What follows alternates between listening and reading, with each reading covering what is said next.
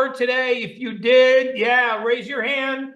Say cold plunge into the chat. I want to see everybody that did a cold plunge today. This is my inaugural launch of the rule breakers. We're going to break all the rules. We're going to change healthcare. We're going to make an impact on humanity. We're going to make an impact on mankind. This is the army, this is the army that we're building. How many of you guys got first light? Give me a little sunshine emoji or something into the chat room. I want to see plunging it. It sounds like you did something with your toilet. Why don't we call it cold plunge, Melanie? I plunged my toilet today too. Yes, sunrise. Yes, sunrise. Yes. This morning, I actually did a little post. A lot of people ask me what my morning routine is. So I just showed the cold plunge, walked around the corner, showed the, the first light. It is so amazing what happens to human beings when we just get back to the basics. So I'm super pumped for tonight. We're going to I'm going to answer a lot of questions tonight. We're going to make this launch so worthwhile. My intention is to add value, so much value that I just blow your minds. So I see a lot of people. Can a bad cold turn into an eye infection? Yes. I did see somebody did the cold plunge for 40 seconds. You get 20 more seconds to make it to a minute. Cold plunging does suck for about 40 seconds to a minute, and then you get numb and you're at cruising altitude. If you saw me this morning, I keep my cold plunge between 48 and 50 degrees, not obnoxiously cold. There's no evidence that colder is better. There's no evidence that longer is better. If you don't have a cold plunge, take a cold shower, guys. No need to invest in super expensive equipment.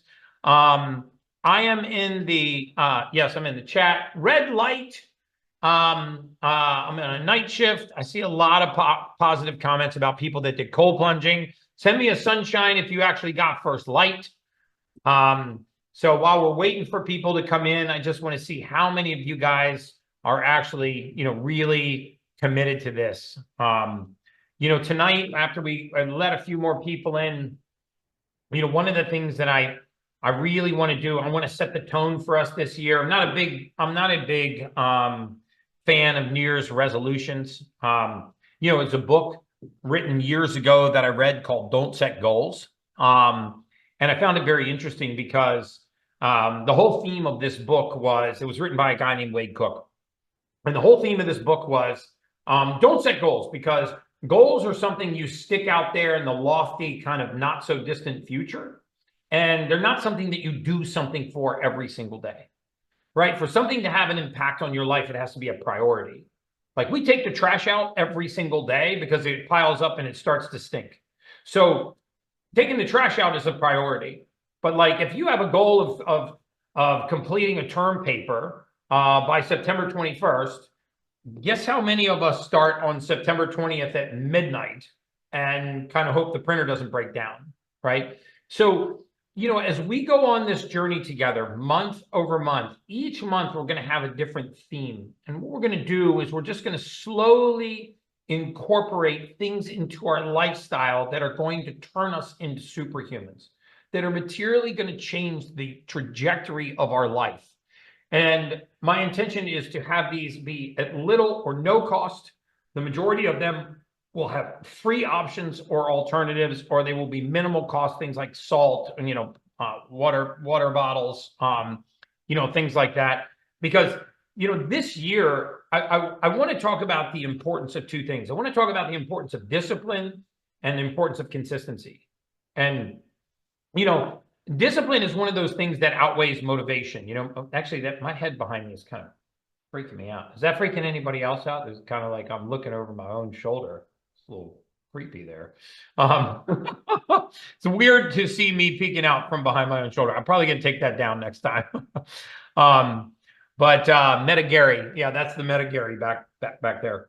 The reason why I want to bring about discipline and consistency is because nothing builds our self-esteem, and nothing builds our confidence, and nothing builds our sense of self-worth and self-value like keeping really small promises to ourselves.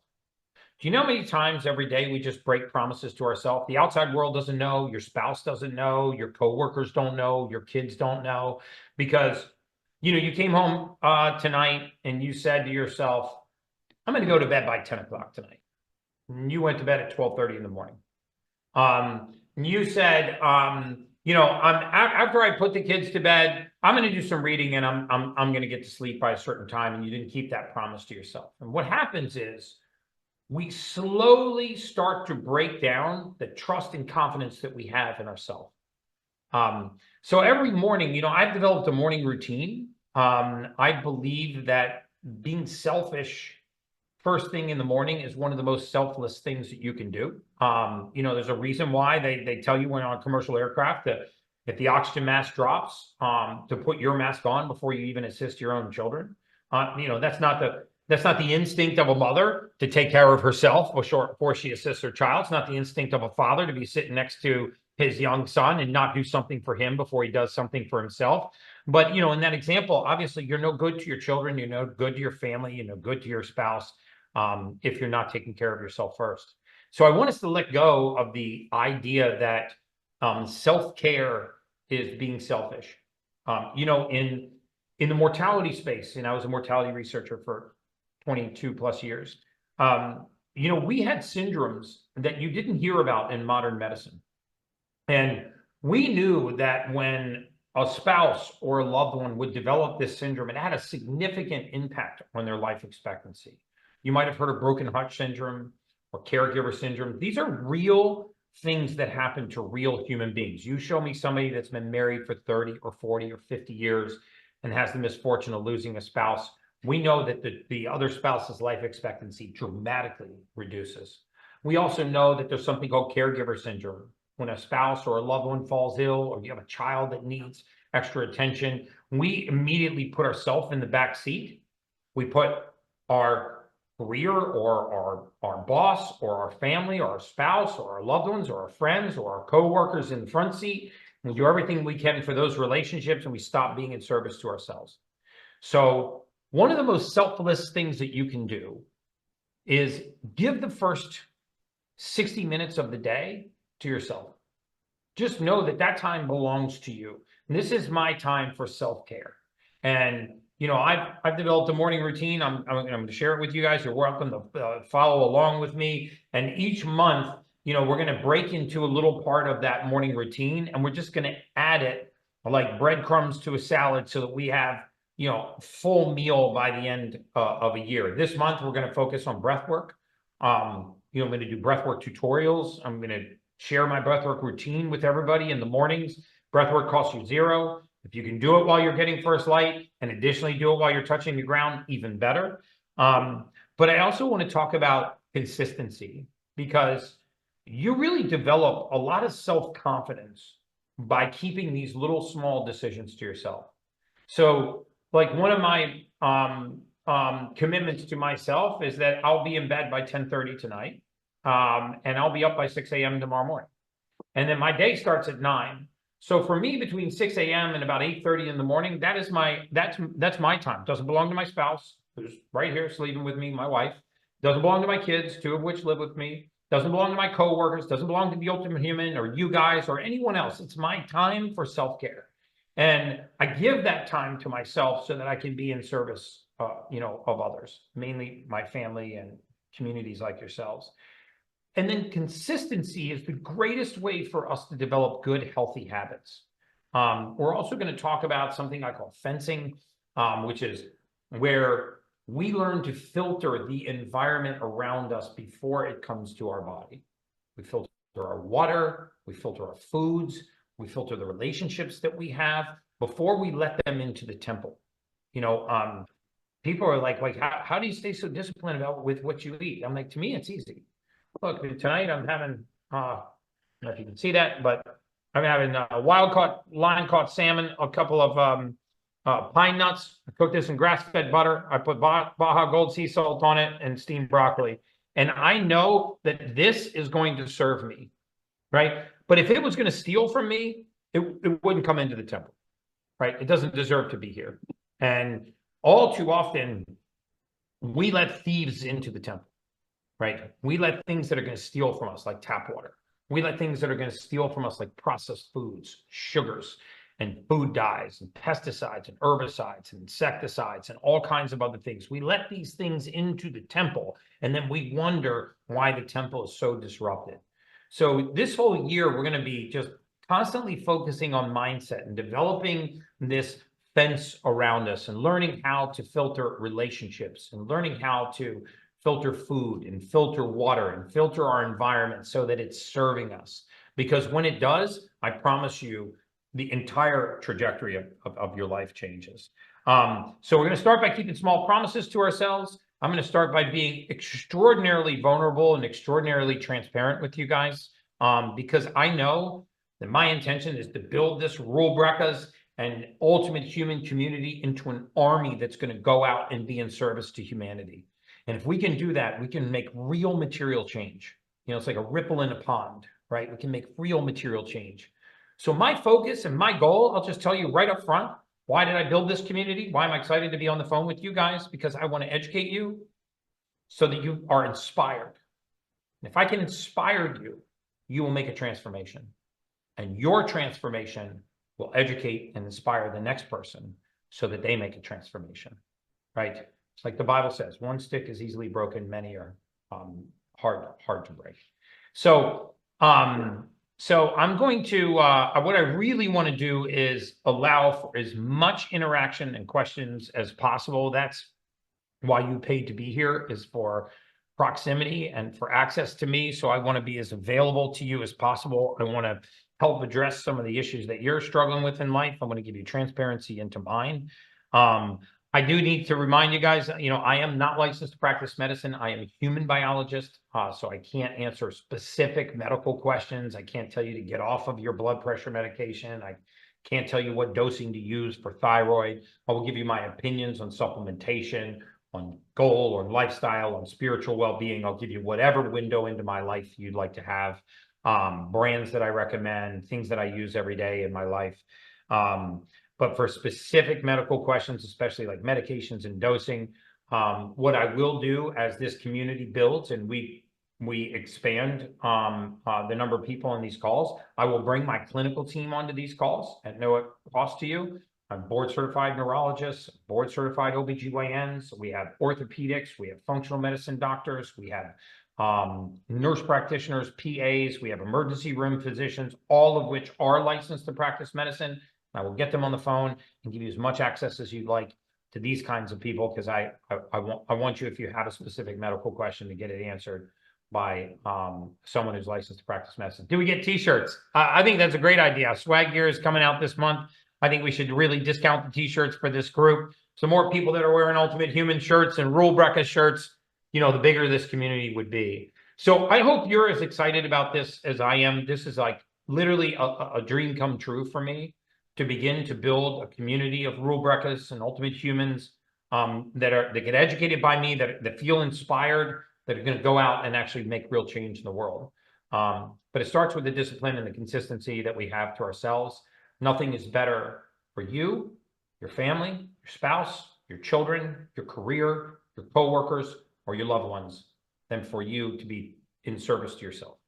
And I really can't emphasize that enough, right? So I do it in the first part of the day. I give the balance of my day to everyone else, my career, people like yourselves, my spouse, my kids, and everything else. So let's fire this up and open the floor, to questions. I've had a lot of questions about the genetic test.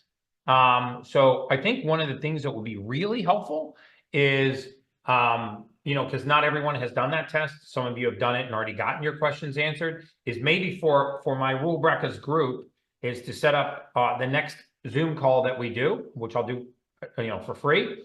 And we will bring the genetic tests onto the Zoom call. So if you have a genetic test and you have questions about it, we'll actually bring the gene tests on, and I will go gene by gene and supplement by supplement, so that we can take a really deep dive into that genetic test and get everybody's questions answered. So we've got somebody on deck, Lisa Sarapak. Hi, Lisa. I think you're still muted, Lise. You can get that. Unmute. Yeah, you got to unmute yourself. Hold on, let me ask you to unmute. Ask to unmute. I just asked you. So down the bottom left-hand side of your screen, you should be, you're good. Can you hear me? Okay. Yes. I have like two questions. One is, how long does it take to get the results for the genetic test? Because I definitely did it already. And Yes. it's probably been close to 3 weeks. Yeah, it's taken about 4 to 6 weeks. What happened was I went on Joe Rogan. Okay. We had 20,000 people sign up for the genetic test in about 14 days. Okay. Even though I've got 120 plus people on the team, it even overwhelmed that team. So the genetic test will come back to you, and it will come back electronically. And then I put together a series of videos in the email link that you'll get, which explains each of those genetic breaks. It also tells you exactly what supplement to take, and you can click a button and the supplements will automatically be sent to you. Okay. Or for 119 bucks, you can actually set up a call with someone that I've hand trained to answer questions on genetics. But for you guys, you're a very special group. I want to go above and beyond for you guys. So I would like my team to set up an independent call for people that have gotten the genetic test done and have questions. I want everyone to get as thorough, an answer to their questions on genes as possible. I have one other quick question. Sure. The infrared, do you recommend an infrared face mask or like higher dose or Dr. Gross Green? Because I've been looking into it and I'm really not sure which one to purchase. Yeah, so red light kind of goes like this. Red light therapy bed, which is very expensive, and unless you have the budget and the room for that, that's more of a choice that you can access at a clinic, right? And then you have red light therapy panels. We actually sell a red light therapy panel. It's the most powerful panel on the market. Those are still going to run you about $7,000 or $8,000 for a really good set of red light panels. They're as powerful as a bed. And then if you get below that, there are some red light therapy mats that are less expensive that do full body red light therapy, not as intense as a bed or these panels. And then you can get hyper specific and get masks and helmets. And there are some masks and some helmets that I've personally evaluated, and I'll tell you which ones those are. I actually have 3 of them in my kitchen right now. I should actually take you guys in and show you. Because one thing that you're going to learn about me over time is I am an incessant tester. Like, I am psycho about data.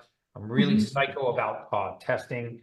I really feel a sincere need to protect my community and protect my image, what products I promulgate. I may have told you guys a story about how we actually had to get lawyers and buy back The Ultimate Human, so I didn't have to do ad reads for anybody that would pay us. I took over all of my TikTok channels because they were running ads with my name and my likeness. A lot of these hydrogen water bottles have been sold by fraudulent Chinese companies. I actually had to send 5 and cease and desist last week, and we actually had to file a lawsuit, unfortunately, because they created an avatar of me and they ran millions and millions and millions of dollars of ads. Some of these bottles are exploding. I've never tested them. I don't believe that they've done any research on their own. Echo, I believe in. So please, my mantra is, and you can believe this, I will not do an ad read or promote a product or a service or a supplement that I don't personally use in my life, or I have not personally and independently tested. I have an entire graveyard of things in this other room. And if you guys want to see it, I'll walk you in there and show it to you. Of EMF mitigation devices, of nonsense water bottles, of craptastic grounding mats for beds. It was astounding what happened when I started measuring a lot of these devices. I would take these $100,000, $119,000 red light therapy beds, and these companies would ship these beds to me and ask me to promote it. And I would take light meters and milliwatts of irradiance equipment, and I would measure the light, the milliwatts of irradiance in the specific wavelengths of light. And more than 50% of them did not even have the wavelengths that they advertised. They were literally red bulbs, like standing next to a Christmas tree, right? That's what kind of physiologic benefit they gave you, and they were over $100,000. I just had $4,500 EMF mitigation Tesla coils sent to me. So I went out and I bought EMF testing equipment. I bought electromagnetic field meters. And you might have seen it when I woke my wife up the other day. I was using this field meter to tell her she was too close to her phone charger. And I tested this thing complete junk. It wasn't mitigating the field. It wasn't spreading the magnetic frequency out. It wasn't dispersing the 5G. I got PEMF mats sent to me by huge companies. I sent these mats to third-party companies, and I found out that the mat was attracting electromagnetic frequency. It was actually the equivalent of laying 100 cell phones on your body and radiating your body like that. And yet they were selling it as an EMF mitigation device. They reversed the polarity of the mat, and they were actually drawing in 5G, microwave, radio wave, 5G frequency, actually destroying the cellular health of the patients that they thought that they were helping. So if you're interested in a red light therapy hat, I think that some of those helmets are really good for hair loss. Red light therapy is also been approved for skin, for collagen, elastin, and fibrin.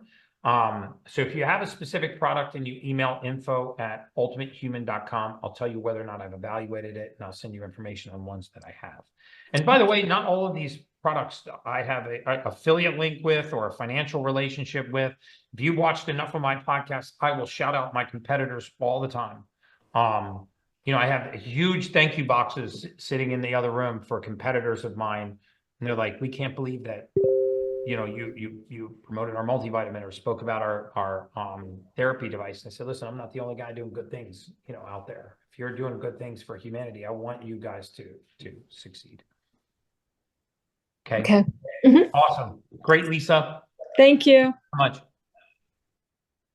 How do we get an affiliate program with you and share some information about it? My team can actually respond to that at info@theultimatehuman.com. So we're gonna have Matt next. We're gonna have Matt next. Is that the Matt in the green shirt? No, that's Nathan. No, we're gonna put him up. Oh, you're gonna put him up? Yeah, it's on race first. Okay. All right, Matt. I don't know where you are, but my team tells me that you're coming up for a question. And then we'll go back to Nathan. Yeah, and then Nathan, we're coming back to you. Sam, you got to turn that camera on, buddy. You're a handsome looking chap with the beard, but we want to see your face. Oh, Wolf, same thing. There we go. There's the handsome man. Okay, you putting them up? Okay, great. What are your thoughts on cryotherapy versus plunge tanks? Well, just very quickly while we're waiting for the next question. So cryotherapy is air, plunge tanks or cold plunges are water. Remember, water is 29 times more thermogenic than air. In other words, it removes heat from the body at 29 times the rate of air. This is why you can die in 72-degree water, but you can't die in 72-degree air, right? Your body can maintain that thermal gradient. So one of the things about cold shocking the body, remember, we're not trying to become cold adaptive. Right? We're trying to cold shock the body. None of us are trying to become Eskimos.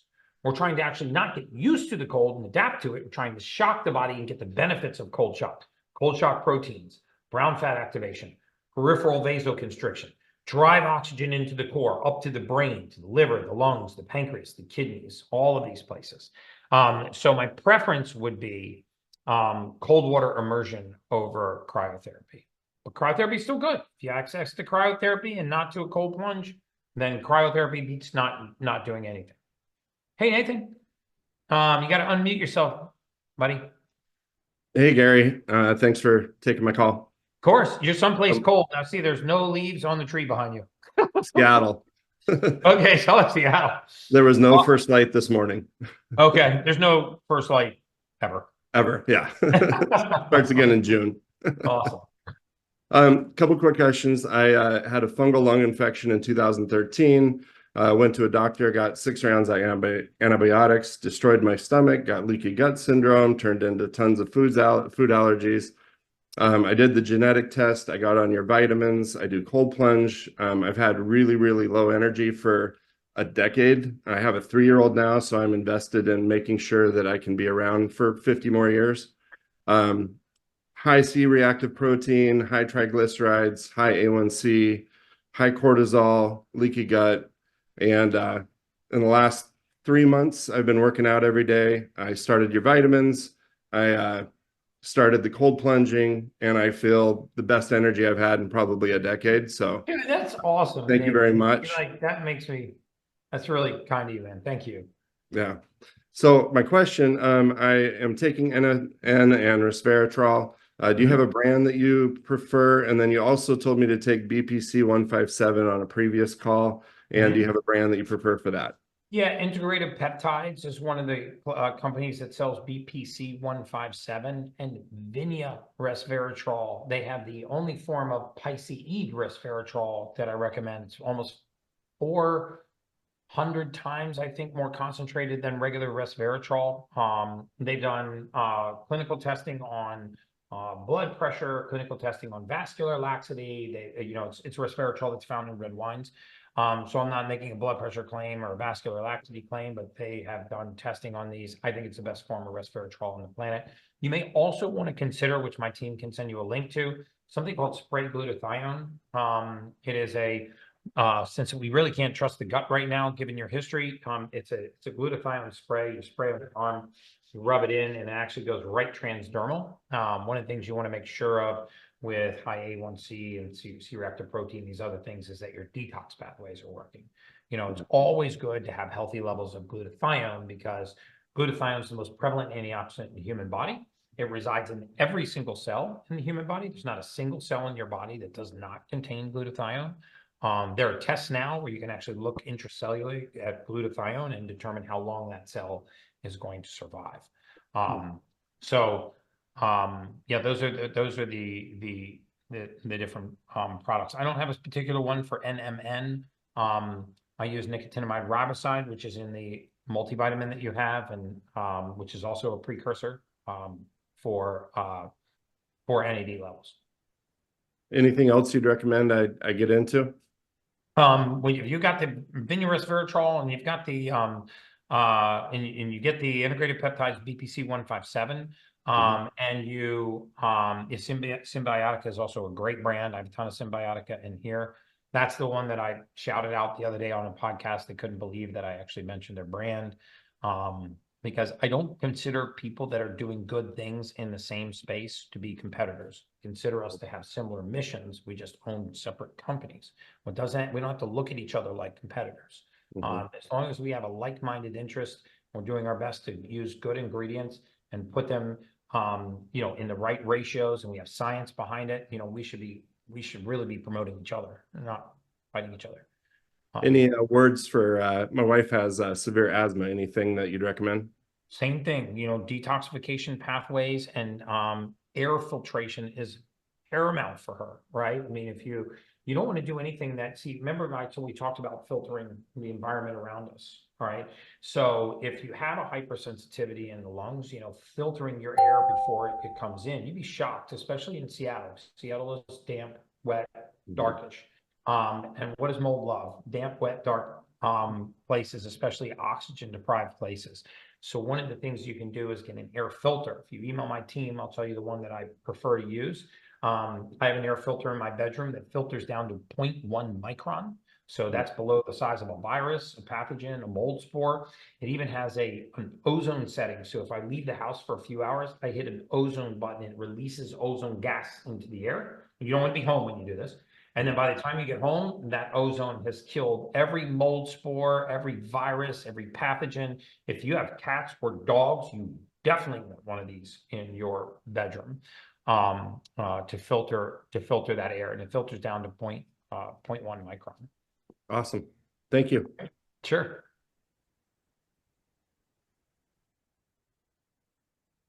All right, guys. I think is it Latricia?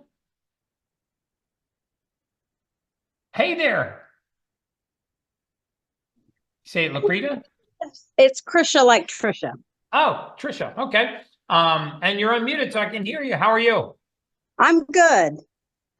So my question is, I go to a functional doctor. I have for the last few years because I started perimenopause and just started gaining weight. I've always exercised my whole life. I get up at 3:30 every day. I have for the last 20 years. I go work out. I go to work. So that's never been a problem. But I Mhm. started gaining weight, so I found a functional doctor. And every 3 months, I take my blood work, and she gives me what I'm deficient in.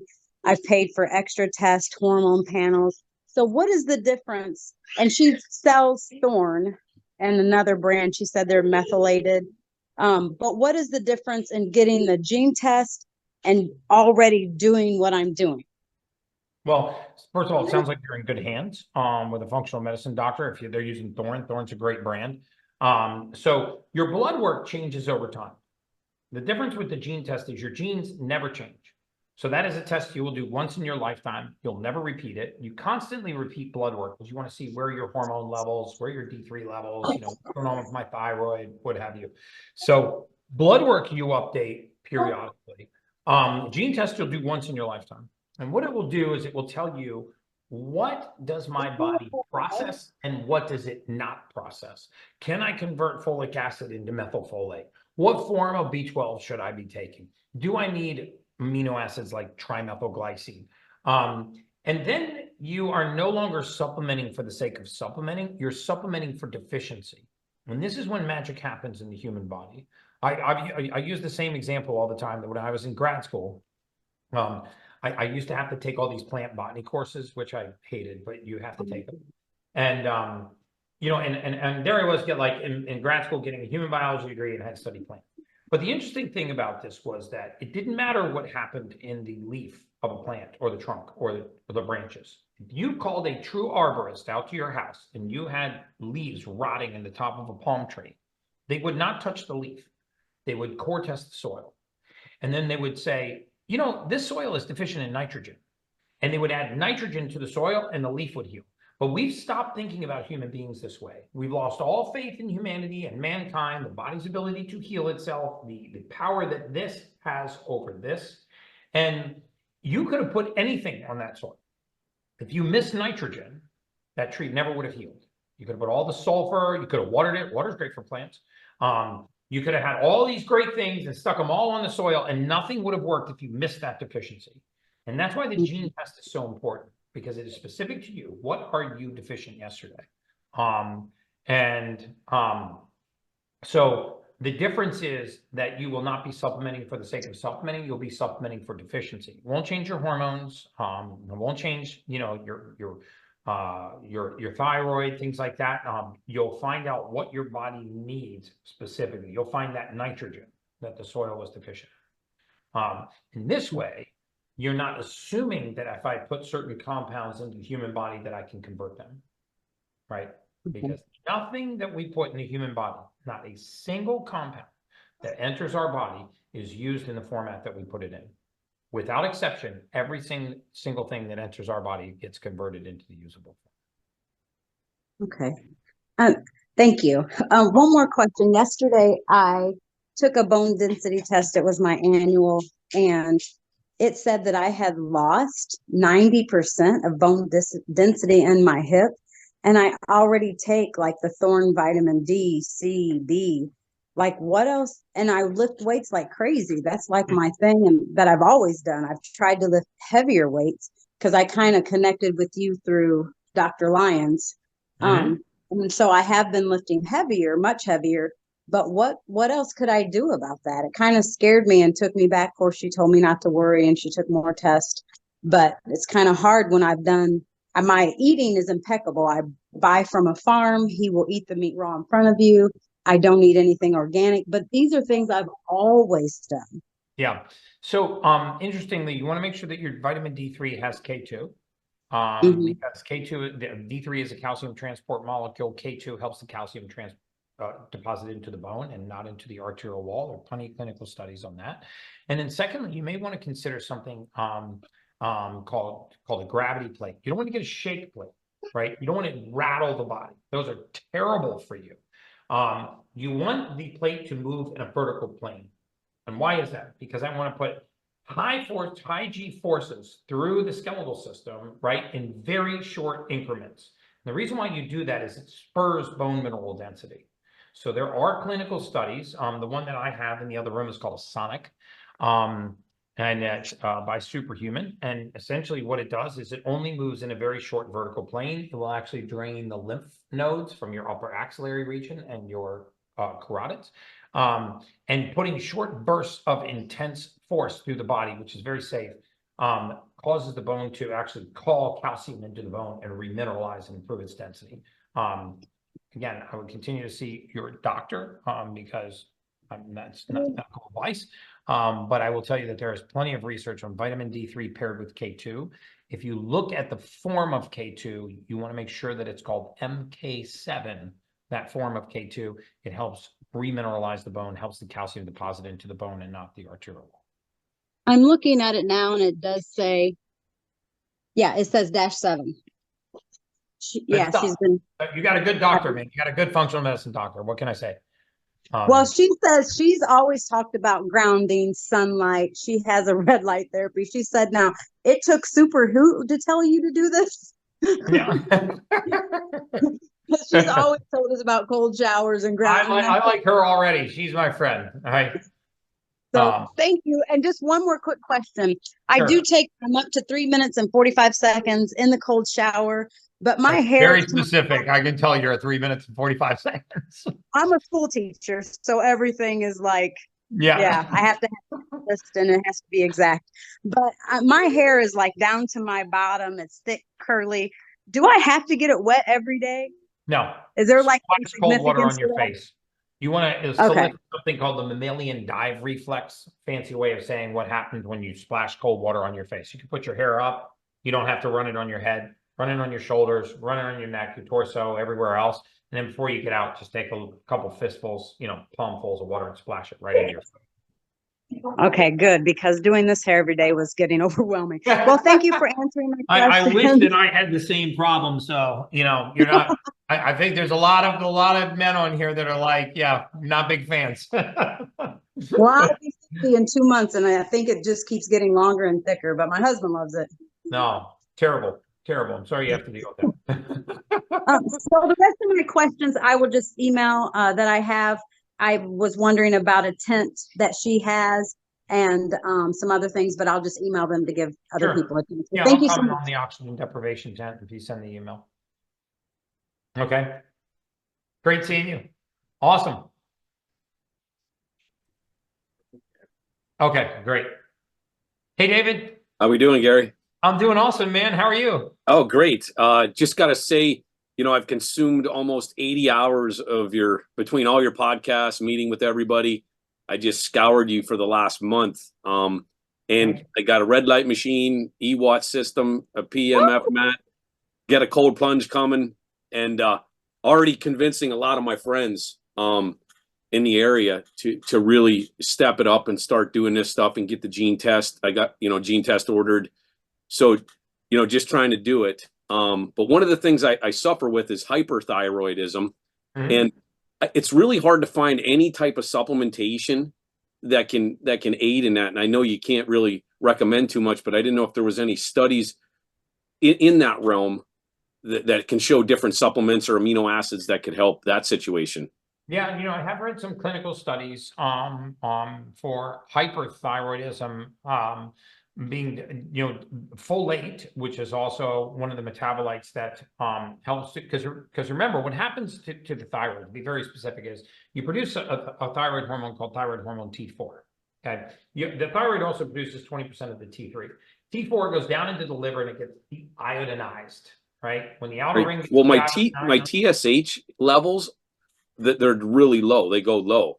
So I supplement with T3, T4, and menothiazole or something right now. yeah. But What happens is you make an active form of T3 called thyroid hormone T3, triiodothyronine, and you make another form of T3 called T3 free.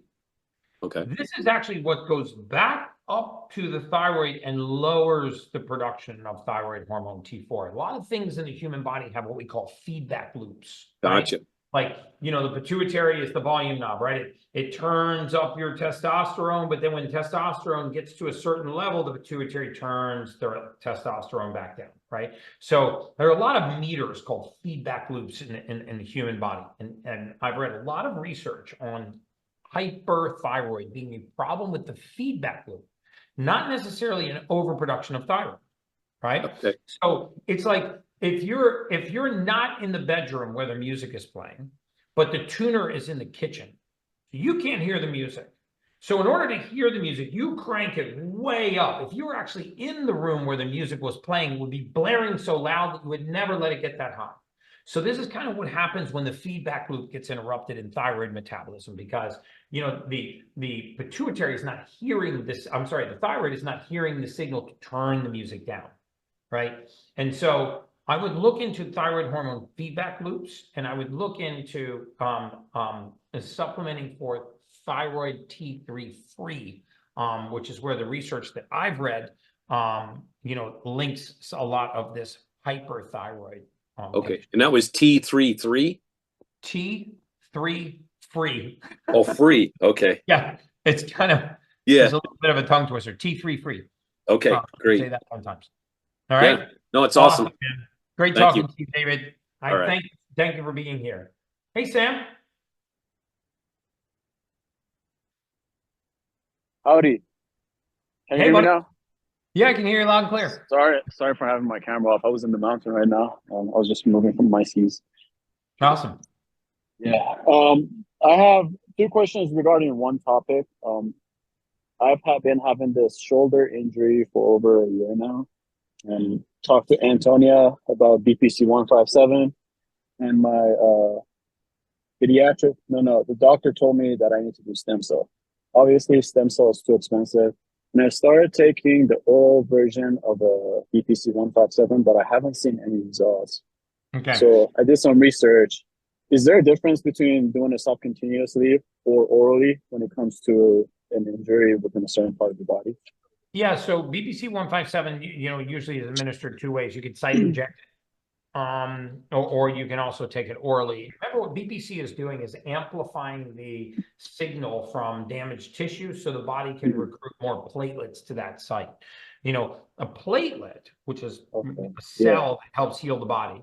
If you've heard of plasma, PRP, platelets actually kind of useless. It's what's inside the platelet that's important. Those are called growth factors. That's all the healing power of the human body. So you not only want to get growth factors to that, I mean platelets to that site, you want them to burst and release growth factors. I am also a huge fan of stem cells. We have a physician on our staff, Dr. Sarda, that does a lot of knees, hips, shoulders, and rotator cuff injections. They are not cheap. They're a lot cheaper than surgery. Yeah. Unfortunately, that's the thing, because I'm on a budget and I just graduated college. So like going ahead and doing stem cell therapy is not my budget. Look at into another supplement called TB5000. Yeah, that's the one that they go with, that goes with BPC. Yeah, TB5000. And then my second follow-up question on that was regarding stem cell. I don't know if you know Mindy Pelz. She talks a lot about fasting. Mindy Pelz. Oh, yeah, she was actually going to be a guest on our fasting. She Really? was speaking at A4M. Yeah. She had a speaking event during our fasting conference, but she was going to speak. Yeah. So I followed her for a while, and she says that after 72 hours, your body starts producing stem cells systematically, if I'm correct, right? So I've been building it up to get to that longer fast. But I've started getting confused about, if I really want to just fast for stem cell production in my body, what can I take and what can I not take? Because I know if you were to take either perfect amino or bone broth the third, fourth day, you're killing the autophagy, from what I understood. So what can I take? Yeah. And so for a water fast, remember, you're actually going to do more than just improve your stem cells. You're actually going to raise your growth hormone. So you improve growth hormone levels and you release stem cells from your bone marrow. So the natural way to tap into the body's pharmacy is to get into a 3-day water fast. Now, when I did water fasting, the first day I did bone broth and I did perfect aminos with electrolytes, because the greatest chance people have to quit a fast is in the first 24 hours. They go off a cliff. So I wanted to make sure that people made it the whole 3 days. So if you're really going to do a 3-day water fast for stem cell and growth hormone, you can just do a 3-day water fast. I would prefer that you use hydrogen water or spring water. You can use hydrogen water, use Echo hydrogen water bottle, ECHO, or get Mountain Valley spring water, and you can add Celtic salt, or Baja Gold sea salt. Those Yeah. are all the minerals that the human body needs to make it 3 days Mhm. into a water fast and get the benefits of the growth hormone and And the stem cell. stem cell. Yeah. Okay, so if Awesome. I was to take the perfect amino or the bone broth for the second, third, or so on, that would Perfect still be aminos, fast. you can continue. You need to drop the bone broth. Perfect amino will not break it fast. Oh, okay. So the protein or the amino acid in the perfect amino doesn't ruin the fasting. 99% absorbable and does not break Yeah. it fast.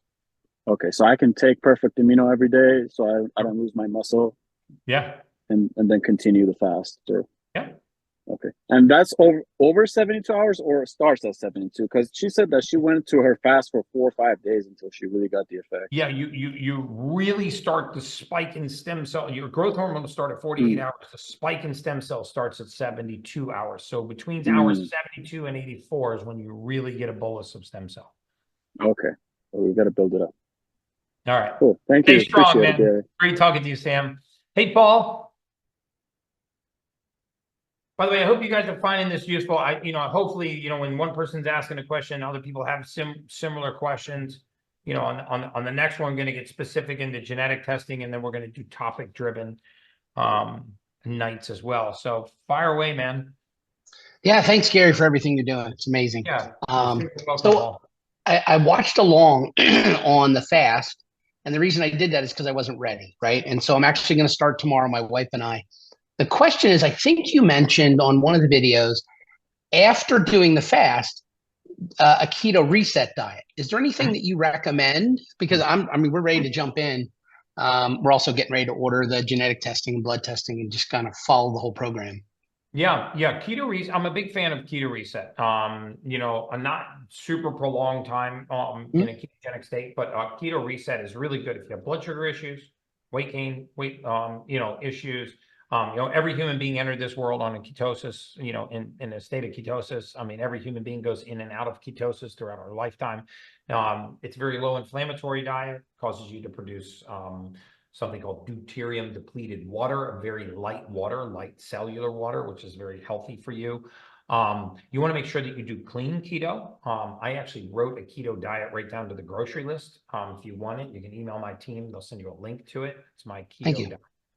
You don't have to follow it like gospel, but I wrote it and you can use it as a guide. You want to make sure that you do clean keto. It's like anything else, right? Because you're vegan doesn't mean you're healthy. Because you're carnivore doesn't mean you're healthy. Because you're vegetarian doesn't mean you're healthy. It's, we need to eat clean whole foods. So you can eat dirty keto, right? Seed oils, lots of non-grass fed butters, lots of nuts that are high in linoleic acid. So, but a clean keto diet is very, very healthy for you. And so I just gave you clean keto options. Perfect. Wow. Yeah, I'll email the team. Thank you. Just one other real quick one. And this one's from my wife. She's like your wife, needs to have that coffee when we're doing this thing. My wife thinks she's going to die. Like we were talking about, she's like, I think I might die. But with the coffee, she'll be all right. Yeah, what about stevia? What about stevia during the, you okay with that? Will not break it fast. Stevia monk? Stevia. Okay. Yeah. Monk fruit derived stevia will not break it fast. Okay. Perfect. Thank you, sir. Yeah. You're super welcome, man. Hey, Wolf. Yo. Hey, man. Good evening to you. I'm also in Florida. I'm in Orlando. We're neighbors. Oh, right on. Yeah. Florida neighbors. Yeah. Again, thank you. Your water fast was very life-changing for myself, and actually inspired by my stepmom. She's going to be kicking into that soon as well. It's a lot of fun. Really? Oh, awesome, man. That makes me feel great. Yeah, she's pumped. I had a couple of questions. One being, I'm a hard weight gain. I want to gain weight, like lean muscle. And I recently started taking on particularly the diet aspect. I don't know if you've ever heard of Paul Saladino, but I started doing like his recommendation for diet, animal-based meat, dairy, honey, raw dairy, fruit, things like that. And I did just get your multivitamin. I'm going to be doing the genetic test soon. It haven't got that money yet coming in, but I didn't know if you had recommendations just for general, like for somebody who wants to put on lean mass. Obviously, there's like training consistently, but for hard gainers, if you have any recommendations. Yeah, I mean, for hard gainers, you may want to look into something called a peptide. Peptides are amino acids you put into the human body. They actually increase the prevalence of hyperplasia. Remember the whole idea of going to the gym is to tear muscle, right? When you tear a muscle, it grows back larger. That's called muscle hypertrophy. If you tear a muscle and it grows back larger and new tissue forms around that tear, that's called muscle hyperplasia. This is where people get animal strong, animal fast, right? And where you really layer on lots of lean muscle. Peptides are excellent for that. They're legal. You get them through a doctor, but they're legal. But they can be prescribed and they're not super expensive. The other thing that I would do is I would remember that, you know, only the last rep counts. You know, drop sets to failure are really good ways to really increase hypertrophy and not have to super overload your joints. So by drop sets, I mean max reps 5 to 6 reps, drop the weight, max rep 5 to 6 reps, drop the weight, max rep 5 to 6 reps. You fatigue the muscle through its entire range of motion. There is clinical research that shows that that increases the rate, you know, of hypertrophy. Also, shocking the body with things like sprints are also excellent. I'm not talking about HIIT cardio. I'm talking about wind sprints, like intense sprints. They are it's one of the only anabolic cardiovascular exercises. Most cardiovascular exercises are catabolic. They get you cardiovascularly conditioned. They actually lean your muscle out. Whereas sprints do the opposite. They actually cause the body to muscle up. Intense cardiovascular exercises that will actually build muscle. If you ever actually seen world-class sprinters, the sort of body morphic image that they have versus distance runners, you can see the difference between the two types, you know, of muscle that they build. Okay, that makes sense. Yeah, you look at like marathoners; they're typically very, very, very lean, almost tiny. Yeah. That makes sense. Okay, got it. Absolutely.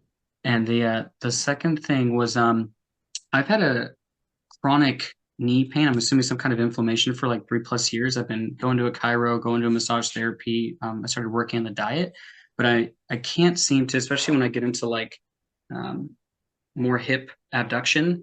I notice that it creates pain. It's limiting my ability to train mobility and things like that. Even just a sit, even like crisscross applesauce, it can cause pain. I didn't know if you had any recommendations for that. You know, without like examining it or having one of our docs examine it, it's kind of hard to say. I mean, usually these are alignment issues, right? Postural issues. So a good chiro can usually create realignment. It's astounding how overpronating in your foot can actually cause pain in your neck.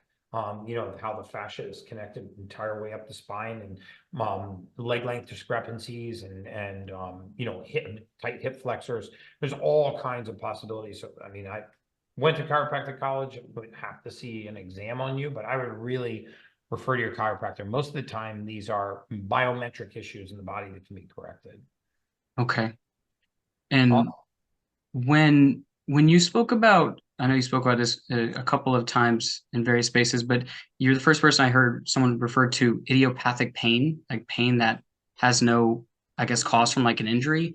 Yeah, idiopathic hypertension, idiopathic pain, phantom pain.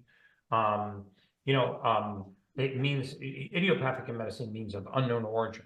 Yeah. Right? I mean, I personally don't believe that things are idiopathic in the human body. I believe that we might not know, but they don't just not have a cause, right? And 85% of all hypertensive diagnoses are idiopathic, meaning of unknown origin. Well, if it's of unknown origin, why are we taking medication for something that we don't know the cause of? So, you know, that's my message about idiopathic illness is that we should keep going until we figure out what's causing it. Okay. And if someone's suffering, I'm actually, for a friend of mine who struggles every day with like level 8 pain, takes a lot of pain meds. I heard for him because he's like struggles to work and to live his life. Where would you start if you want to like? I would put them in touch with my clinical team, probably Dr. Sarda or Dr. Daniels, who's a neurologist on my clinical team. I mean, that would require a real assessment if they're having some kind of phantom pain or, you know, radicular pain. I would want a clinical assessment on that. Okay. Instead of taking a stab at the dark. Perfect. Thank you. I appreciate you so much. You're really welcome. Have a great night. Hey, Ben.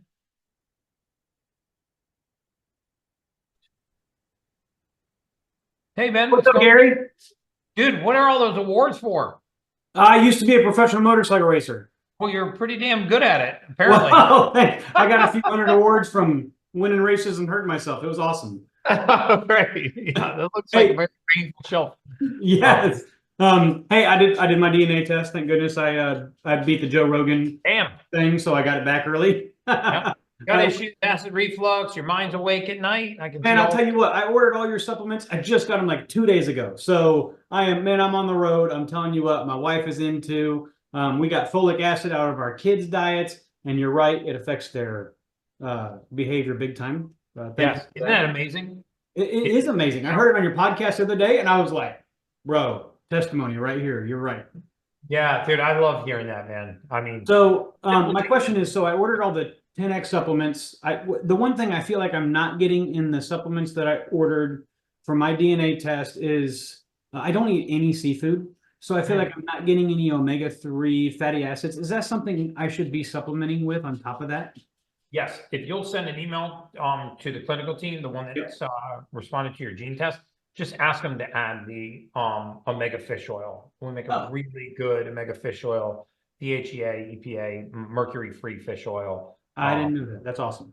Yeah, that's excellent. Okay, and also my wife and I, we go to the gym. We lift every day, well, 5 days a week, and I always take a pre-workout supplement. I usually take NO Explode, and you've said on a podcast lately that nitric oxide supplementing with it is a bad idea. Yeah, You don't take a pre-workout. Is there a pre-workout that you suggest that kind of gets you going in the gym that's not NO? Yeah, there are beet-based pre-workouts. You know, I really like Perfect Aminos, which is electrolytes and amino acids Right. as a pre-workout. I don't like stimulatory pre-workouts because as soon as you get going in a workout, you should have the endorphin rush to kind of keep you there. So nitric oxide is actually, we think it's a major vasodilator in the body. It's not. Carbon dioxide is the main vasodilator. One of the reasons why you get vascular during exercise is because of the carbon dioxide, not because of the nitric oxide. And nitric oxide also competes in the mitochondria for oxygen. So, you know, there's a part of the cycle inside of your mitochondria. Now, not to bore you to tears, it's called cytochrome C oxidase, and it's like a one-arm man. Okay, it can either shake hands with nitric oxide or it can shake hands with oxygen. In order to shake hands with oxygen, it has to let go of nitric oxide, but it prefers nitric oxide. So if you have a lot of nitric oxide in the blood, it will actually grasp that gas and not oxygen. And in the mitochondria, powerhouse of the cell, we want oxygen as much as possible rather than nitric oxide or other gases. Okay, that's awesome. Man, that's perfect. I appreciate that. That's a great explanation of what I need. Thank you. You got it, brother. Great talking to you. Congratulations on all your wins. Hi, Hannah. Hello. Hey. Hello. 2 quick questions. Okay. Sure. I did not do the water fast when we all did the challenge, but I'm on it now. I'm on day 3. You're on day 3. Awesome. Yeah, day 3, feeling so much better. The guy, Paul, who just was on here, was like, my wife thinks she's going to die. I truly thought I was going to die too. Don't worry, Paul's wife. Day 3 is so much better. It is. It's easy. It really is. But I am struggling. Okay, I know we have to eat bone broth at 12 o'clock tomorrow. What food should we follow with? Like, I am craving just absolutely anything and everything. A burger, Mexican, just anything. What would you suggest? Yeah, so I would suggest breaking your fast with bone broth and then steamed vegetables and a normal diet. I mean, so you can go back to fully solid food tomorrow after 12 noon and you won't shock your system. As long as you have the bone broth to start with and actually get the digestive system working again, you probably wouldn't want to go with a big T-bone steak, but you could go with ground beef, steamed vegetables, even organic white rice, folic acid free white rice, and steamed vegetables and ground beef, especially if it's grass-fed beef, and you can season it however you'd like. You know, it's just the first thing that you eat that breaks the fast. You know, you would prefer that be steamed vegetables or something liquid. I said you could also do it with like a full-fat Greek yogurt, fistful of blueberries, a little bit of honey or organic maple syrup. You can use that to break a fast. You want to make sure that it has some fats, or proteins in it, and not super high carbohydrates. So I would go with bone broth if you have access to the bone broth, steamed veggies, and then you can go right to a full meal, ground beef or what have you. Perfect. Thank you for that. And then my All right. second question, I struggle with severe acne, hormonal acne, severe eczema, and severe constipation. What would you recommend? Have you done the gene test? I have not. I want to, and if you're telling me to do it to help any of these symptoms I have, I'll do it. Oh, no question. You know, one of the most overlooked things in all of bariatric medicine is the motility of the gut, the pace of the gut. So if you think about where all these things could possibly meet, right? Like, so, you know, a lot of times when you have multiple things going wrong in the body, we don't want to chase each of those spokes of the wheel. We want to ask ourselves the question, like, is there anywhere that these things actually meet? Is there any commonality between them? And if you actually look at gut dysbiosis or intestinal motility, the pace of the gut, when you change the pace of the gut, you get constipation. Sometimes you get diarrhea, you get gas, you get bloating, you get irritability, you get cramping. So you change the pace of the gut. But what else happens when you change the pace of the gut? Contents putrefy. When contents putrefy, they tend to leave the gut, it's called leaky gut, and enter the bloodstream, which actually causes inflammation. And the liver can use the skin as a secondary route of waste elimination. This is what happens when we actively sweat, right? The liver is actually pushing waste out through the skin, not just using the sweat to lower body temperature, which is called passive sweating, but using it as an active route to eliminate waste. When you do that, you affect the sebaceous glands in the skin. You can actually cause adult acne, cause eczema, cause psoriasis, cause all kinds of conditions. So hydrogen water is excellent for that. There are studies on psoriasis, eczema, acne, and hydrogen water. You can Google those and just read the conclusion section. That's why I'm such a huge fan of hydrogen water. But if you took that gene test, you might find you have an intestinal motility issue that could be as simple as like a magnesium or zinc deficiency or methylfolate deficiency. You supplement with those things. Once the intestinal motility returns to normal, you're sort of fixing the hub of a spoke of a lot of problems. I'm not guaranteeing that that's your problem, but I can tell you in the thousands of patients that clients that we've seen with methylation tests, very often that is the root of all evil. The gut. Yeah, I just actually bought your multivitamin. I've been starting to take that. So do you think that you said like zinc or magnesium? I could be deficient in that. Do you think that the multivitamin would be enough, or do you might think that I need more than that? Well, that depends on your genetic test, right? It depends on how severe the breaks are. But the multivitamin is a great place to start. So I would take one in the morning, one at night, for about a week, and then I would go to 2 in the morning, 1 at night. So I mean, you're thin, so under 150 pounds. The dosage is 1 in the morning, 1 at night. That's what I've been doing. Cool. All right. Thanks, Gary. Awesome. You're super welcome. Hey, Kathy. How are you? I can't hear you yet. The team's going to bring you up. Man, I really, hey, can you guys like put a thumbs up into the chat if you're finding this helpful? If Very helpful. you like the format where we're actually going to engage and answer questions. If you're finding this questions, how do we say? Okay, good. Thank you, Colin. Love it. Thank you, awesome guys. Because this is my time to be in service to you. So I just want to make sure that you find, even though the questions are not yours, you find this helpful. The idea is to give, unfettered access. Bob B, thank you, brother. Oh, I got five thumbs up. That's awesome. Thank you guys. Thank you guys so much. Hi, Kathy. Hi, Gary. It's not my main question, but my first question would be, what about animals and their dog food and the folic acid and that kind of thing? I started noticing that, and I'm wondering. Yes, animals are the same thing. There's nowhere in nature that they would counter folic acid, right? Nowhere. There's nothing that your dog could eat naturally or cat could eat naturally in nature that would contain folic acid. There are things that they could eat that would contain folate, but nothing that would contain folic acid. And dogs get the bottom of the barrel. I am a big fan of human grade food for dogs. In the Netherlands, in a lot of foreign countries, Japan, dogs commonly live to 24 or 25 years. There are labs that are 30 years and 34 years old. Here, dogs don't really live past 12 or 14 years, even breeds that are meant to live longer duration timeframes.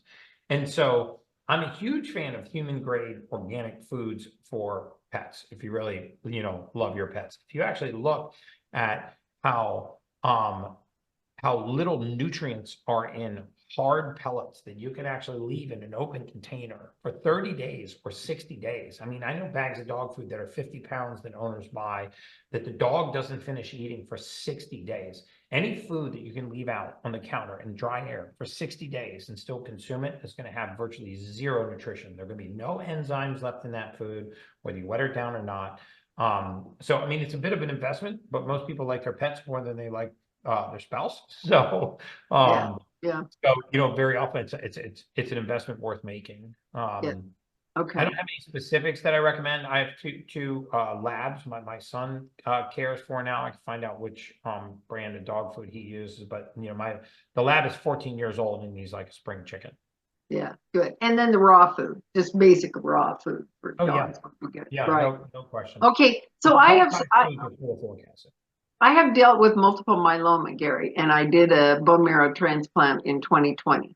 And I got out of that and I did really well, and my end spike went down to 0.0. My end spike protein 0.0. In the last, it was 0.0 in January 2022. And in October of this year, it went to 0.3. So now they want me to do a bone marrow biopsy, and I've read that they, you know, that can metastasize things when you poke a hole in something. And so I've gotten an NSAID that will hopefully offset that a bit. And I'm not going to do it yet because I'm doing the genetic testing, and I'm hoping that that will kind of get me back on, you know, on the 0.0. They say I have the gene that says the multiple myeloma will just come back no matter what. And I don't want to believe that. Yeah, I don't know that I subscribe to that either. You know, genes can be expressed, turned on, or they can be non-expressed and turned off. Like if you have the BRCA gene, it doesn't necessarily mean that you're going to get breast cancer. If that gene is expressed, you have a high propensity for breast cancer. If it's not expressed, you can live an entire lifetime with a predisposition to that. I would suggest, and this is not me giving you directly medical advice, I would suggest that you talk to your doctor and your oncologist about getting a viral pathogen test and a mycotoxin test for mold mycotoxins and viruses. There is recent research indicating a much higher prevalence of parasites, mycotoxins, and viral pathogens in neurodegenerative disorders and some of these other disorders, multiple myelomas, amyotrophic lateral sclerosis, multiple sclerosis, you know, what we would consider very severe neurological diseases. You know, there is evidence that they have viral, pathological, and, you know, fungal mycotoxin origins. So talk to your doctor about getting those types of tests, viruses, mycotoxins, pathogen testing. You know, I'm not a huge believer, I'm not a huge believer that the body just spontaneously breaks down. I'm also not a huge believer that a lot of disease happens to us. I believe that very often it happens within us. We have to find out why it's happening within us. You know, the body's such a magnificent machine that rarely does it just spontaneously break down on its own. Okay, so I will do that. And the other thing I've been trying to do is I have lost quite a bit of weight, but lose more weight. And I was going to go on to trizepatide and some of the peptides, but I ran across the doctor, and I think you probably know who I'm talking about online, that says that they are venom derivatives, and that if you do the thing like trizepatide, you're just going to end up with food stuck in your stomach and not passing through and rotting, and then a year later, major diseases. What do you know about that? Yeah, that's not necessarily true. So tirzepatide and semaglutide. Semaglutide is, you know, Ozempic. Right. You know, tirzepatide is Mounjaro.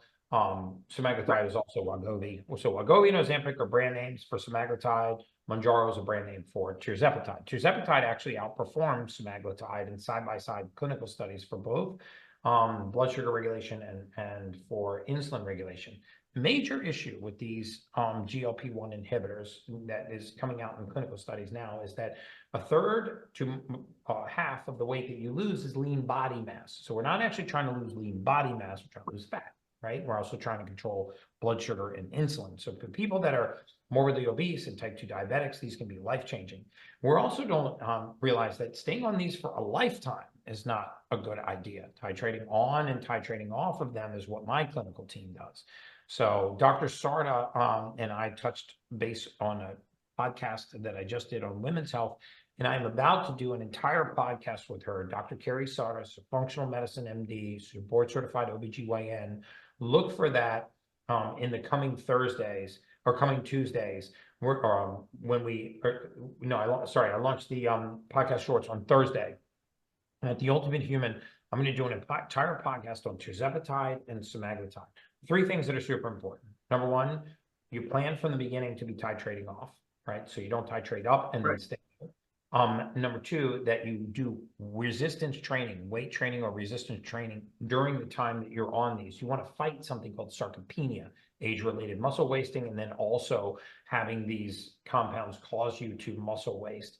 And number 3, really consider getting on a peptide to protect the muscle from it, being degraded during this time frame. Because everybody, when they say they want to lose weight, really means they want to lose fat. I mean, that's what they're really saying. I want to lose fat. They don't mean I just want to lose weight, because I don't want to lose lean body mass. I don't want to lose lean muscle mass. I don't want to lose tendons, ligaments, connective tissue. I want to lose fat. And so you can really ensure that you do that if you're weight training, if you're on a peptide, and if your plan is to titrate on and titrate off of those. Okay. Okay. All right. So you don't find that they're, from what I am hearing, that the venom derivative in some of those peptides? I've never heard of that. I haven't seen any of that in the clinical literature that I've read. I'll investigate that. So I won't say okay. That, but tirzepatide is a GLP-1 and a GDP inhibitor, so it actually slows gastric emptying, does control insulin, and also controls blood sugar. So well, so there's the Dr. Brian Ardis has talked a lot about it and has research from France and all over the place, and he says he just swears that it is, from prostate snake venom. They're selling billions and billions and billions, thousands of gallons of that stuff. I know. But I'm not saying I don't have firsthand knowledge of that, Kathy. Okay. So I don't know. Okay. But it should be on my podcast 2 Thursdays from now. Okay. Thank you. All right. You're super welcome. Hey, Daniel.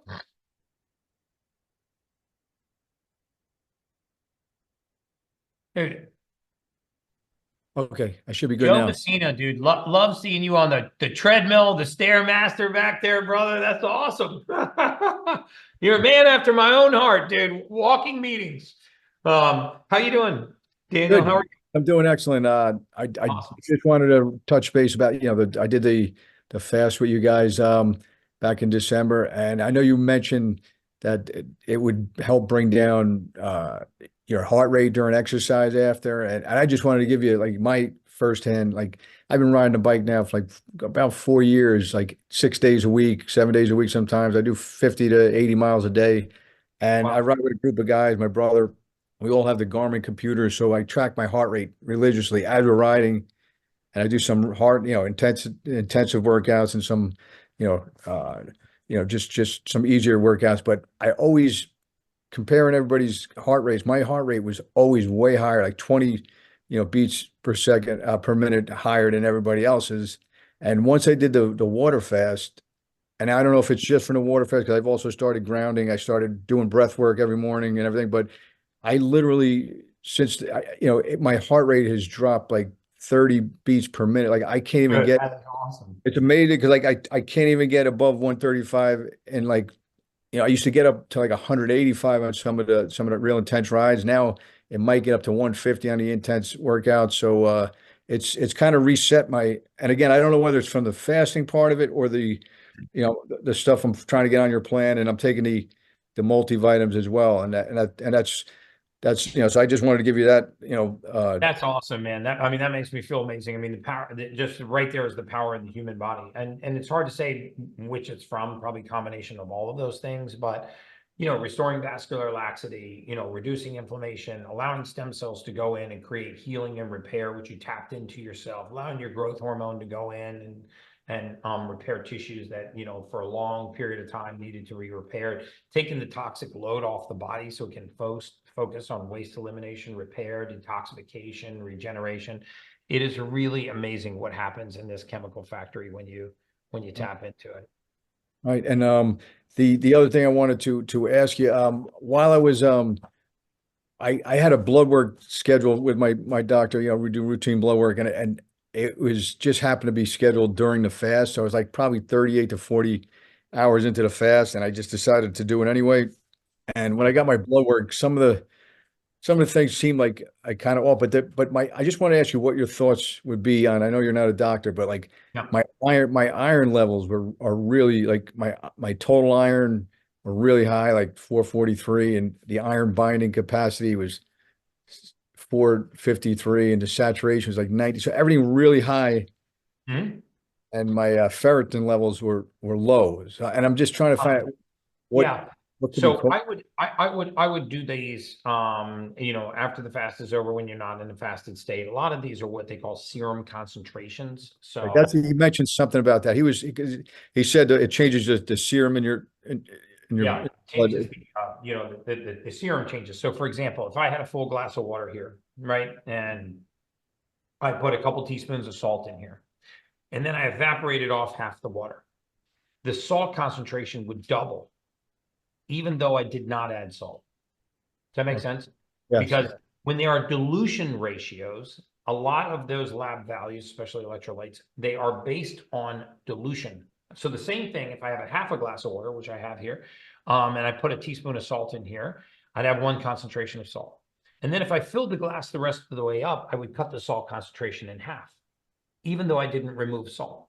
So very often when you look at blood work and things are based on dilution, it has a lot to do with whether you are fasted, not fasted, fed, not fed, or whether or not, you're properly hydrated. So I would not be surprised if those. The last finalized, I ordered all the multivitamin from you. We're going to schedule for my wife and my daughters. My wife and daughter both have hypothyroid and everything. So we're going to do the gene mutation test. But before that, I already bought them, and I have them starting to take the multivitamin. So I mean, that's probably the best thing we could do now, at least to get a head start until we take No question.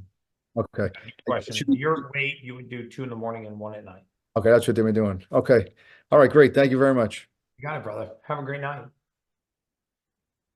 All right, so I've got 15 more minutes left, and I want to try to get through as many questions that I can. Hi, Nora. You're still muted. Down in the bottom left-hand corner should be a little image of a microphone. Okay. Okay, we got you. Okay, perfect. So I was on the fast. I did the 3-day fast, which was the first time I did it, very successful.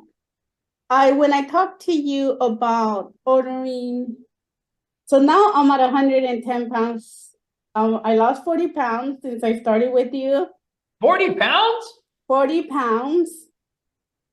Good, everybody's clapping in the windows now. Great job.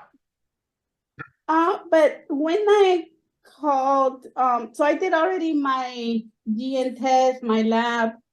There's, in California, they couldn't send me the, I'm trying to get the name here, to lose weight, keep losing weight. Oh, they couldn't send you the tirzepatide? The glue, let me see. Glue, let me see where it is. It's the glutathione, it's GLUTATHY. Glutathione? Yes, to California. That sounds very strange, but California has some wacky laws. Can you email my team at info@theultimatehuman.com, and I will give you a link to the best topical glutathione you can put in the human body. Okay, and that's the one that we have on the group, correct? The link for our group? Yes. So my team will actually send you a link so you can link and buy that. I don't like to just say search glutathione on the internet, because then you're going to end up getting a lot of junk. Glutathione is actually not tolerated very well orally. It's better tolerated sublingually, topically, intravenously, or in some cases liposomally, but not even that delivery system is really good. Okay, and it will not interfere with my test? Oh, absolutely not. That's a detoxification pathway. Okay, Yeah, perfect. glutathione Thank you. is really good for you. Okay. All right. You're welcome, Nora. Hey, Joe. Gary, what's up, man? What's up, I'm gonna dude? try. I'm gonna try not to yell at you. I have my headphones in. Oh, okay. No, I can hear it. First of all, I love the delays in the genetic testing and all this. That means you are making a huge impact, and I freaking love it. Thank you. So we can all patiently wait for that. Two questions. One is blood work. Where do we get that? Do we need just regular CBC? Will that impact our recommendations as far as supplements go? And then the second question is for the DNA test for our kiddos. We have a 3 and a 6-year-old. When it comes to supplements, can we break those up? Yes. And like put it in their food? Because I'd imagine my 3-year-old can't swallow a supplement. Yeah. So you can start kids as soon as they can chew and swallow. So they have gummies, and then they have something called metabolic little ones, which are actually meant for little children. So, and these are methylated vitamins for little kids. So either gummies or methylated vitamins for small children. And even if they can't follow the small capsule, you can break those open. The blood work, is, we do a CBC, a CMP, metabolic panel, thyroid, lipids, cholesterol, hormones, nutrient deficiencies. Those will not change the supplements you need to take for methylation. Those are supplements you are on for your lifetime because you are deficient in those nutrients your body cannot convert. The supplements you would be on for your blood work would be specific to hormones, cholesterol, vitamin D3 deficiency, B12 deficiency, things that we look at in the blood work that do have a tendency to fluctuate. The blood work is not going to go back and fix the genes. So the genetic supplements that you're on for the balance of your lifetime. You may or may not come off of supplements to support healthy hormones like D3 and DHEA. You might take something to help with cholesterol like red yeast rice, and then have your cholesterol normalized with diet and lifestyle changes. So the blood work does change, and the treatments for the blood work vary, but the treatment for the genetic deficiency never changes. Okay, and with the kids, I'm assuming all their guidelines for dosages and all that would that be age dependent or weight dependent? Yeah, the children are dosed based on weight. So never by age, because you've got 13-year-old kids that are 160 pounds. You got 13-year-old kids that are 80 pounds, so 90 pounds. Cool. So we dose it based on weight, and then genetic deficiency. And there's specific supplements for children, for adolescents, for toddlers, and there's they're also dosed on weight, and most of the time they come in methylated gummy, or methylated really small capsules called metabolic little ones. Awesome. Thank you very much. I appreciate it. Yeah, you got it, brother. Enjoy your workout. So we'll get a couple more questions. Chris, we got about 5 more minutes. Chris, fire away, man. Hi, can you hear me? I can hear you just fine. I'll be super quick. I'm a night shift worker. I've been doing the 30-30-30, a little bit of light bed stuff and following your recommendations, and it's been life-changing. One thing I do suffer for is frequent heartburn. I've had it for many years, and I hear you say a lot of things about gut mobility, but I haven't heard you say the words specifically like acid reflux. And I noticed the amino acids trigger that, and certain animal fats also will trigger it later in the day. I was wondering what specific things can I do for that? And Yeah, so if you haven't done the genetic test, I would do that. There's 2 gene mutations that lead to gastroesophageal reflux disease, MTR and MTRR. Remember that acid reflux is rarely an issue with the overproduction of acid. Most of the time, it's an issue with the sphincter muscle at the top of the stomach, which is called the cardiac sphincter. At the bottom of the esophagus, you have a sphincter muscle that opens and closes called the cardiac sphincter. It opens, lets food in, and then the pyloric sphincter opens and lets food out. All right. So these work kind of in opposite of one another. If this muscle relaxes because it lacks the nutrients to contract intensely enough, acid splashes out of the stomach into the distal end of the esophagus. This is called gastroesophageal reflux disease. It can eventually develop into something called Barrett's esophagitis, which is where you get metaplasia down there, which is a precancerous condition. So you don't want that to happen. So normally we can supplement. Methylfolate is an excellent one. The complex of B vitamins, specifically pyridoxine, riboflavin, thiamine, niacin, pantothenic acid, which is in a B complex, because this is what this muscle uses to constrict, right? So when we restore the constriction strength to that muscle, we keep the acid in. If we don't, we make the mistake of then taking proton pump inhibitors or antacids to try to bring the acid down, and then you're actually just killing the first stage of the digestive cycle. You're actually reversing digestion because you're taking contents that leave the stomach that are meant to go into an acidic environment, and you're turning that into an alkaline environment. So now you are dumping alkaline contents off onto acidic bacteria, and they are not meant to digest alkaline contents. So now you're just buying yourself a problem further down the chain. I understand if you get intense burning, my preference would be that you take a TOMS before you actually take a proton pump inhibitor and actually inhibit the production of acid. You get something called acid rebound when you do that. But I would really consider doing the genetic test and supplementing for that deficiency. You'll see that those two genes are very highly linked to acid reflux. Would it be problematic to just go ahead and treat for those two gene deficiencies? No, so I would get a B complex, a methylfolate. You can even just get the vitamin that I make. It's called 10X Optimize. I did grab that one, and the D3K2. Super. Start there, and then depending on the severity of the break, down the road, if you want to get the gene test, great. Or if you have a 23andMe and you can search for those two gene breaks, something like that. And then you can add additional magnesium and zinc. I wouldn't add those now without knowing whether or not you have a severe gene break. But if the methylated multivitamin and the D3 with K2 solve it, you know that it was that genetic break. All right. Thank you so much. Yeah, you're super welcome. Okay, we'll do two more. Jeffrey. Gary, how you doing? Thanks so much for all you do. I'm really excited to kind of get going on everything. Awesome. Just a couple of quick ones. One is I've got the Perfect Aminos, and I also see there's the Perfect Aminos with electrolytes. Yes. Now, if I'm working out, what's the right, I guess, dosage, and which do I need to buy both of them? And do I take some before I work out, some after I work out? What's the recommended? No, so I use the Perfect Aminos with electrolytes for the water fast because a lot of people get electrolyte deficient. So my preference is that you just use the Perfect Amino acids, either in the tablet form or in the powder form, and that you add during the day either a Celtic sea salt or what's called Baja Gold salt. Yep. I mean, these are most closely related to the way that humans got raw materials and nutrients. Remember, we need 91 essential minerals. Nobody talks about that. We talk about the 9 essential amino acids. We talk about the 3 essential fatty acids. We talk about the fact that there's no such thing as an essential carbohydrate, all of which is true. But we rarely hear discussion about the essential minerals that human beings. And they're the ones that are, not so commonly talked about: molybdenum, selenium, manganese, boron, also magnesium, zinc. You find these in running streams. You find these in dirt.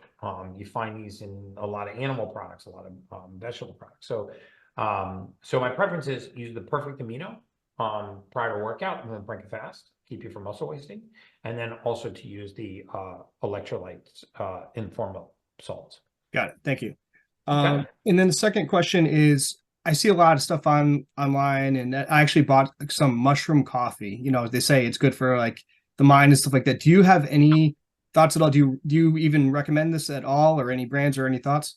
Yeah, it's funny. I'm actually deep down the road of mushroom microdosing right now. I've got tons of these different products sitting around that I'm actually looking into the chemical formulations of. I got research on my desk right here that I'm reading right now. Well, that's Dr. Lyon's book, but I've got research right here that I'm actually, this is all my reading for the next few weeks, because I really hate to talk about topics that I don't have a real deep experience, expertise. So I've actually gotten a lot of these. I've ordered Native Mind. I've ordered another one called Doze. Several of these microdosing companies that have psilocybin and reishi mushrooms and other mushrooms in it, and I'm trying to get the peer-reviewed science on it to see like what is the best combination. Are there any studies on these? Are there any clinical trials on these? What have they used in functional medicine and Chinese medicine for prolonged periods of time where they have big observational studies. So I'm not yet ready to comment on it, but I am deep down that rabbit hole now. So if you Very stay cool. on Brecca's and, you know, one of my VIPs, I will get you that answer. But I'm incessantly, you know, able to, I'm incessantly, you know, studying these things. Sounds good. Awesome, man. Lion's manes help me. I'm actually interested in how safe they are for prolonged periods. I'm with you, Craig.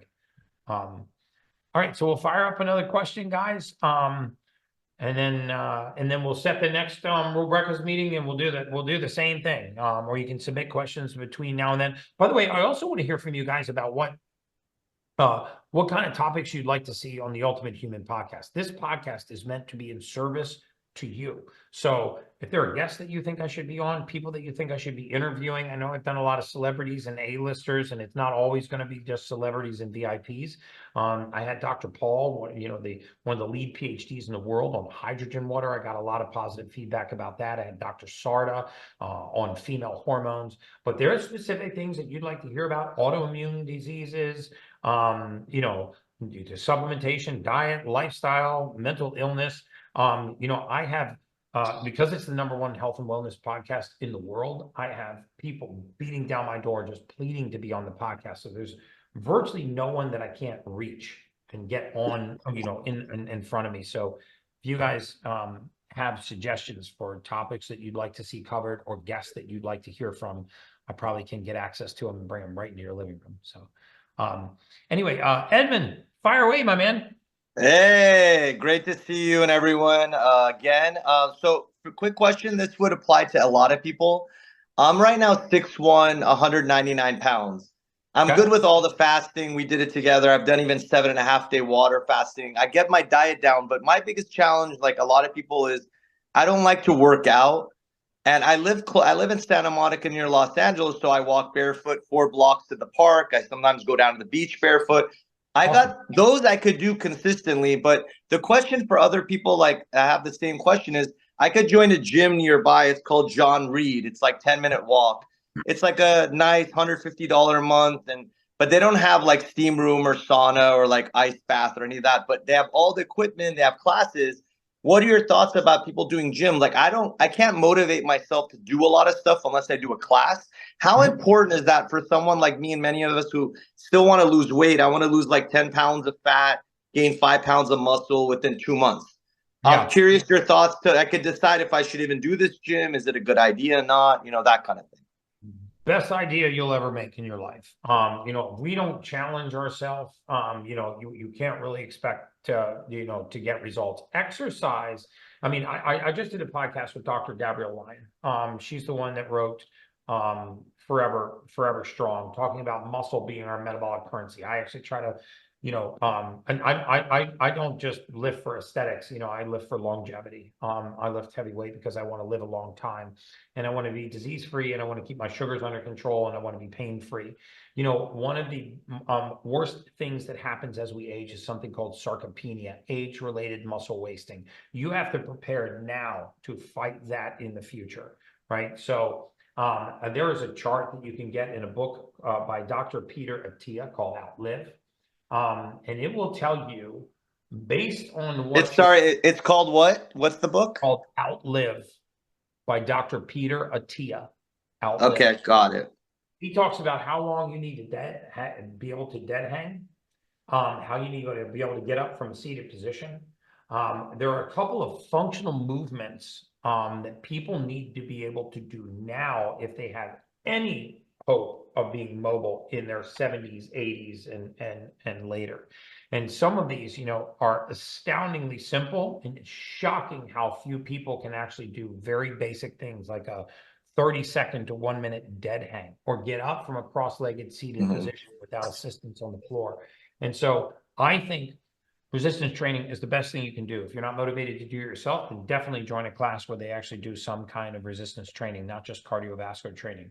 You want to live a long time, you've got to lift weight. Okay. It's an absolute. Okay. Okay. Fantastic. I got it. Is there the last question that would help everybody is are there superhuman protocol places that have something like yours or similar? Because I called your offices a month ago and it was like really expensive just to try it out. Yeah. Are there places that might have all of this stuff where, you know, people are like around LA, Santa Monica, that where I could actually utilize a lot of this stuff? Yeah, tons of them around LA. We have an office in LA, but if you actually Google superhuman protocol, or go to Da Vinci Medical, DaVinciMedicalUSA.com. I think it's DaVinciMedicalUSA.com. You can see everywhere in Los Angeles that has a superhuman protocol. And you should be able to get in and use red light, the oxygen, PMF mat, you know, for some kind of relatively nominal, you know, membership fee. And then you're not out the expense of that kind of equipment. Okay, awesome. Hey, thank you, Gary. God bless everyone. Look forward to continue on this journey with you guys. Yeah, and listen, you guys are amazing. You're the inspiration for me to do this. So as long as you feel like this is providing value, I want to continue to do it. So just kind of in closing today, remember that you guys are my inaugural Rule Breakers. My intention is to grow this community to thousands and thousands of like-minded people, to educate people on Zoom calls like this so you can go out and inspire other people so they can make similar changes to what's happening to you. I love your testimonials. Your testimonials are literally chicken soup for my soul. This is what really drives me. It's the whole reason why I got into this industry, was to make a difference. And when I hear that I'm making a difference, it just gives me more fuel. You know, tonight's whole theme was about discipline and consistency. And just to go back to that theme, you know, before we get off the phone tonight, I want you to start to keep little tiny promises to yourself, right? If you tell yourself you're going to go to bed 10 o'clock at night, just go to bed at 10 o'clock at night. You know, say it, do it. Little tiny, don't plan something for the balance of the year. I want you to plan something for tonight, plan something for tomorrow. Keep that promise to yourself. You don't even have to share that promise with your spouse, right? I just want you to begin to trust and believe in yourself. This builds our self-esteem. And remember, it's okay to be selfish, right? It's okay to put yourself first, because if you're not in the service to yourself, you'll never be in the service to your family, to your coworkers, and certainly not in the service to humanity. It is not selfish to put yourself first. It's very selfless. Self-care is very, very selfless. You can be much more in service to your family when you're in good shape. So discipline and consistency. Over the next month, we're going to develop a really, really healthy morning routine together. This is for all ages, all sexes, all disciplines. I don't care if you're a heavyweight Olympic power lifter or, you know, like my friend here, Edmund, that doesn't like to go to the gym, right? I want to make sure that I have you, you know, develop healthy morning routine habits. We're going to do diet. We're going to do lifestyle. What's in Gary's kitchen? I'm going to take you into my kitchen and show you what I'm doing every morning. What I'm eating for dinner, which I'm showing you tonight. So if you guys found value in this, I certainly did. I really hope that you got something out of this. My team will let you know.